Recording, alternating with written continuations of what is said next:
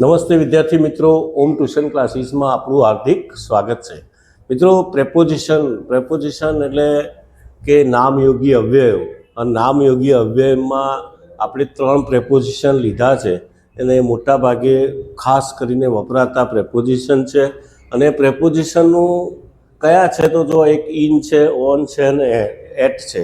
આ 3 પ્રેપોઝિશનની એકદમ શોર્ટકટ ટૂંકી રીતે કઈ રીતે યાદ રાખી શકાય એના વિશેનો આ વિડીયો છે.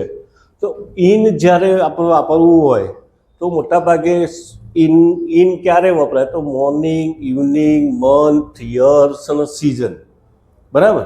તો દાખલા તરીકે સવાર, સાંજ, મહિનો, વર્ષ કે ઋતુ આ એના નામ આપેલા હોય તો એની આગળ હંમેશા કયો શબ્દ વપરાશે ભાઈ? ઇન શબ્દ વપરાશે. કયો શબ્દ વપરાય? ઇન વપરાય.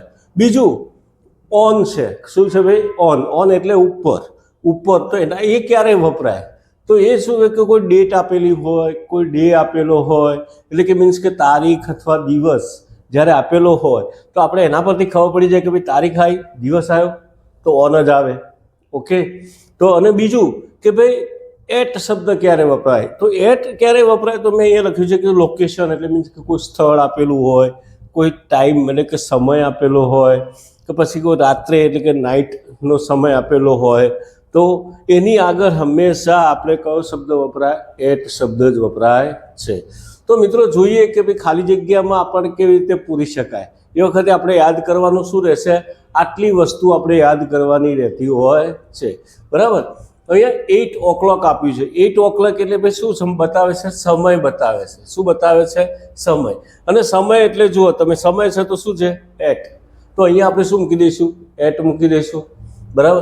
પછી 20th ઓક્ટોબર તો અહીંયા શું બતાવે? ઓક્ટોબર એટલે શું? તારીખ બતાવે છે. 20th ઓક્ટોબર તારીખ બતાવે શું આવે? ઓન આવે. ઓકે. તો એ પણ આવડી જાય. પછી બીજું હોસ્પિટલ એ શું બતાવે? સ્થળ બતાવે છે. તો સ્થળ બતાવે તો આપણે શું મૂકી દેવાનું? એટ મૂકી દેવાનું.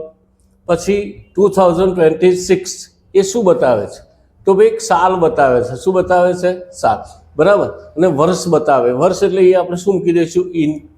તો એ ખાલી જગ્યા પૂરી ગઈ. બીજું લંચ ટાઈમ એ શું બતાવે? ભાઈ સમય બતાવે. શું બતાવે છે? સમય. અને સમય બતાવતું હોય તો આપણે શું મૂકવાનું છે ભાઈ? એટ મૂકવાનું છે. ડન. બીજું સન્ડે શું બતાવે? દિવસ બતાવે છે. શું બતાવે છે? દિવસ. અને દિવસ બતાવતું હોય તો એની આગળ આપણે શું વાપરીશું? ઓન વાપરીશું.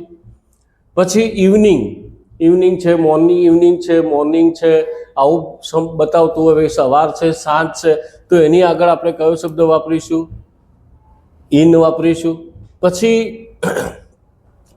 સન્ડે આવી ગયું ને? સન્ડે તો આવી ગયું. હવે શું ભાઈ? નાઇટ એટલે રાત્રે માટે મેં કીધું તમને. શું કીધું ભાઈ? રાત્રે આવું કોઈ લાસ્ટ નાઇટ, એટ નાઇટ. બરાબર. તો એની આગળ આપણે શું વાપરીશું? એટ શબ્દ વાપરીશું. પછી બીજું આફ્ટરનૂન શું બતાવે છે? આફ્ટરનૂન શું બતાવે? સમય બતાવે છે.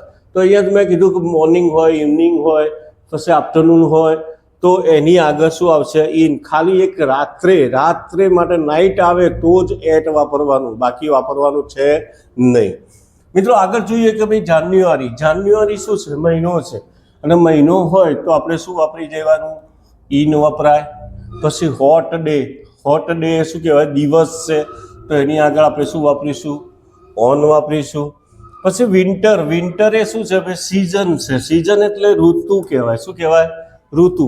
અને ઋતુની આગળ આપણે શું આવશે ભાઈ? ઇન શબ્દનો ઉપયોગ કરીશું. બીજું ધ લાસ્ટ મંથ એટલે શું? મહિનો. લાસ્ટ મંથ એટલે શું બતાવે છે? મહિનો. અને મહિનો હોય તો આપણે મેં જોયું એક બતાવ્યું તમને કે શું આવે? મહિનાની આગળ ઇન આવે તો અહીંયા આપણે વાપરીશું ઇન. પછી ફાધર્સ ડે છે, દિવસ હોય અને દિવસ હોય તો આપણે શાનો ઉપયોગ કરવાનો? ઓનનો ઉપયોગ કરીશું. તો શું આવશે? ઓન. Father's day.